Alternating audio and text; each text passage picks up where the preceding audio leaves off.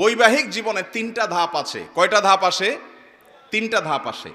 বিবাহের পরপর ভালো হোক আর মন্দ হোক, প্রথম প্রথম নতুন জামাই বউ অনেক মহব্বত আদান প্রদান করে, অনেক ভালোবাসা, অনেক স্বপ্ন, অনেক প্রতিজ্ঞা, অনেক ওয়াদা, অনেক কমিটমেন্ট, অনেক প্রমিস, অনেক ভালোবাসার বিনিময় হয় বিয়ের পরপর। এরপর যখন 1-2 বছর চলে যায়, আল্লাহ তাআলা একটা বাচ্চা দেন। ওই বাচ্চা রাত্রে ডিস্টার্ব করে, মা উঠতে দেরি হয়েছে, বাপে ধমক দেয়। এরপরে আস্তে আস্তে দূরত্ব তৈরি হয়, ওই বাচ্চা আরেকটা বড় হয়, আরেকটু বড় হয়, আরেকটা হয়। এরপরে নানা রকম ঈর্ষণীয় মনোমালিন্য হয়, মায়ের কথা শুনে ছেলে খেপে, অথবা বউ তার শাশুড়ির কথা শুনে খেপে। আস্তে আস্তে আস্তে আস্তে আস্তে টুনটান হতে হতে যখন সংসারটা একটু ভারী হয়, ছেলে মেয়ে হওয়া শুরু করে, 2-3 বছর হয়ে যায়, ও যে ঘোরটা কেটে যায়। সহজ কথা হলো, বিবাহের পরে প্রথম প্রথম যে ঘোরটা থাকে, ওই ঘোরটা কি কেটে যায়। অনেকটা ইয়ের মতো, সফট ড্রিঙ্কসের মতো। সফট ড্রিঙ্কসের বোতল যখন আপনি মুখটা খোলেন, যেই পরিমাণ ঝাঁজ এবং তেজ থাকে, কিছুক্ষণ পরে আস্তে করে সেটা লেভেলে চলে আসে কি আসে না? বিবাহের পর প্রথম যে মহব্বত থাকে, যে বোঝাপড়া থাকে, যে আকর্ষণ থাকে, এটা আস্তে আস্তে কমে। যখন কমে, এরপর আসল রূপটা দেখা যায়। ওই যে মহব্বত উতরাইছিল একটু আগে বা কিছুদিন আগে, সেই মহব্বতের আসল রূপটা ছেলেও দেখতে পায়, মেয়েও দেখতে পায়। শুরু হয় এবার তুমুল আকারে ঝগড়া, ফাসাদ, গন্ডগোল, এটা বাস্তবতা হয়। এরপর বৈবাহিক জীবনের একেবারে শেষের দিকে যখন চলে যায়, তখন আবার ওই প্রথম সময়টা কিন্তু ফিরে আসে। অর্থাৎ বুড়া বুড়ি টোনাটুনির সাথে সম্পর্কটা খুব ভালো থাকে।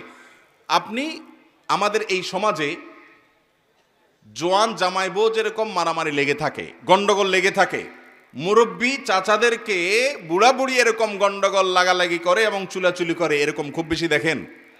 একেবারেই নাই। ওই মাঝামাঝি পর্যায়ে যা হয় না হয়, শেষের দিকে আবার মহব্বত অনেক হয়।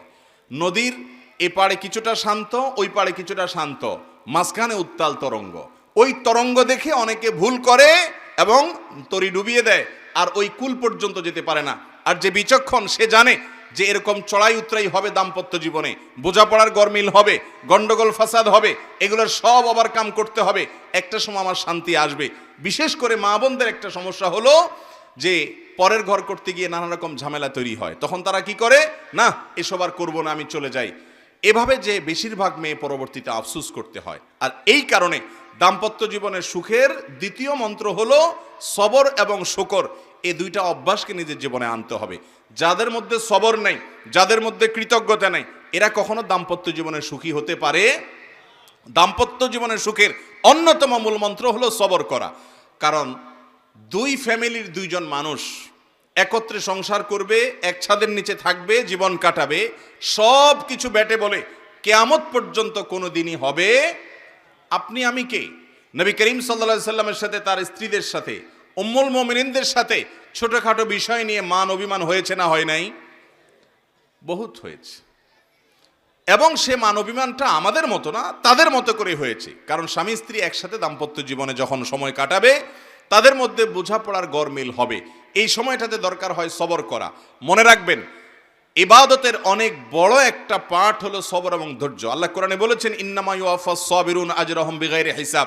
যাদের পুরস্কার আল্লাহ তাআলা কোনো হিসাব করে দিবেন না, তারা হলো যারা সবরকারী, ধৈর্যকারী তারা। অতএব দাম্পত্য জীবনে ধৈর্য থাকতে হবে।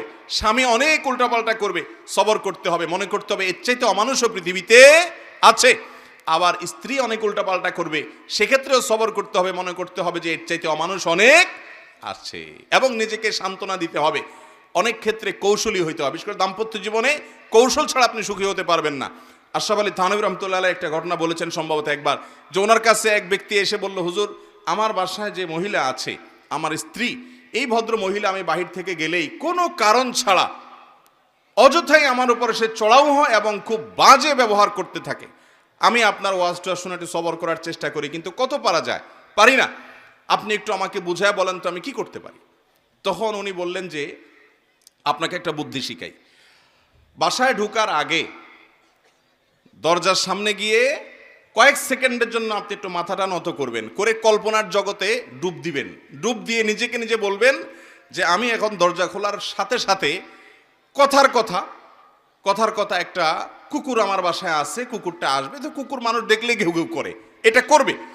এটা আপনি শুধু মাথায় মনে মনে চিন্তা করবেন। এরপরে খোলার পর মানুষকে কুকুর মনে করে ছোট করা না, মানে এটা জাস্ট একটা ট্রিটমেন্ট, যে আমি মানুষ না মনে করলাম যে একটা মানুষের পাশে একটা কুকুর আছে, তো কুকুরটা আমাকে গেউ গেউ করবে, এটা তোমার মনে করবা। মনে করার পর এরপরে দরজা নক করবা।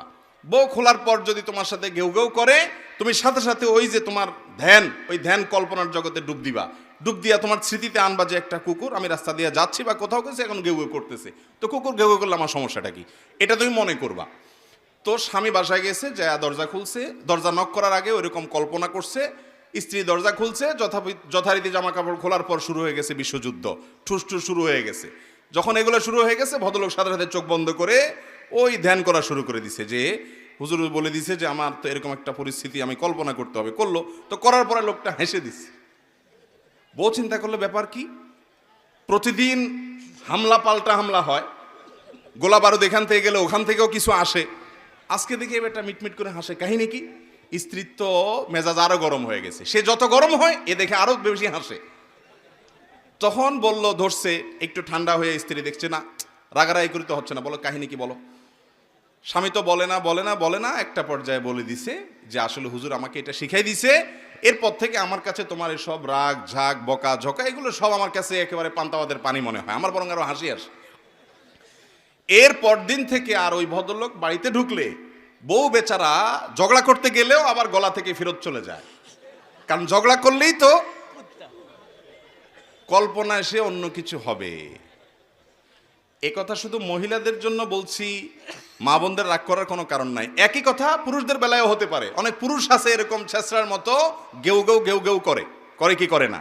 তো তাদের বেলায় যদি মহিলারা এই একই পদ্ধতি অ্যাপ্লাই করেন, ইনশাআল্লাহ অন্তত ওই গেউ গেউটা থামানোর জন্য ওষুধের কাজ দিবে। তো খোলাসা কথা হলো, সবর থাকতে হবে। রাগ হলে পাল্টা রাগ দাম্পত্য জীবনে কখনো সুখ আসার কারণ হয় না। দাম্পত্য জীবনে স্বামী হোক আর স্ত্রী হোক, ধৈর্য ধারণ করতে না পারলে কখনো শান্তি পাওয়া যায়, ধৈর্য ধারণ করতে হয়। নবী করিম সাল্লাল্লাহু আলাইহি সাল্লাম জীবনে অনেক ঘটনা ঘটেছে, এর আগে আমি একাধিকবার বিভিন্ন জায়গায় বলেছি। আয়েশা রাদিয়াল্লাহু তাআলা আনহা ঘরে ছিলেন, তিনি, তার নিয়ম ছিল যে স্ত্রীর ঘরে থাকতেন, রান্নাবাড়া তিনি করতেন। অন্য স্ত্রী এক বাটি খাবার দিয়ে একটা কাজের মেয়েকে পাঠাইছেন, খাদ্দামাকে কৃতদাসীকে পাঠিয়েছেন এক বাটি খাবার দিয়ে, তরকারি দিয়ে ধরেন। তো ভালো বুড়া রান্না করেছেন, রসুলের জন্য পাঠাইছেন। আয়েশা রাদিয়াল্লাহু তাআলা আনহা দরজা খুলে দেখলেন যে কাজের মেয়ে তরকারি নিয়ে আসছে আরেক স্ত্রীর ঘর থেকে। তো এই টাইমে যে কোনো মানুষই, যে কোনো মহিলারই মাথা গরম হওয়ার কথা, আমার বাসায় আজকে উনি থাকবে, আমি যা খাওয়াবো, তুমি আবার ওখান থেকে এক বাটি দিয়ে ভালো হওয়ার চেষ্টা করতেছো।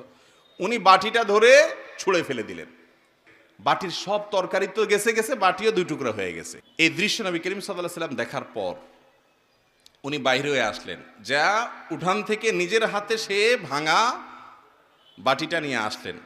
আনার পর একই শেপের একই ধরনের আরেকটা বাটি এই ঘরেও ছিল, আসলে তার ঘরে, ওই খালি বাটিটা নিয়ে কাজের মেয়ের হাতে দিয়ে বললেন, এটা নিয়ে ওই বাসায় চলে যাও এবং খবরদার মুখে তালা, এখানে কি ঘটেছে এর কোনো কথা বলা যাবে না, শুধু বাটিটা সেখানে ফেরত দিবা।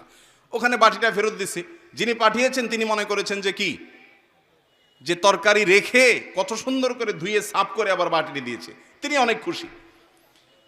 এই হাদিস বর্ণনা করার পর কোন মুহাদ্দিস, কোন হাদিস বিশারদ, কোন হাদিসের শেষে এটুকু অতিরিক্ত বর্ণনা করতে পারেন নাই যে নবী করিম সাল্লাল্লাহু আলাইহি ওয়াসাল্লাম আয়েশা রাদিয়াল্লাহু আনহাকে ডেকে দুই চারটা ধমক দিয়েছেন। আপনি আমি যদি হইতাম এই জায়গায়, আর কিছু না হোক বোর দিকে তাকায়া অন্তত বিরক্তির সুরে এটুকু তো বলতাম যে এটা কাজ করলা, তুমি বাটিটা ভেঙে ফেললা, তুমি তরকারি না নিতে বাটিটা ভেঙে ফেললা। নবী করিম সাল্লাল্লাহু আলাইহি ওয়াসাল্লাম একটি কথাও বলেছেন বলে কোনো বর্ণনায় পাওয়া যায় না। দাম্পত্য জীবনে শান্তি আসার জন্য স্ত্রীর অনেক কিছুকে হজম করা শিখতে হয় স্বামীর, আবার একইভাবে স্বামীর অনেক কিছুকে হজম করা শিখতে হয় কার, স্ত্রীর। আজ আমাদের সমাজ ব্যবস্থায় ভোগ ভোগ ভোগ, ত্যাগের কোনো নাম নিশানা নেই, যার কারণে সবর কেউ কাউকে প্রতি করতে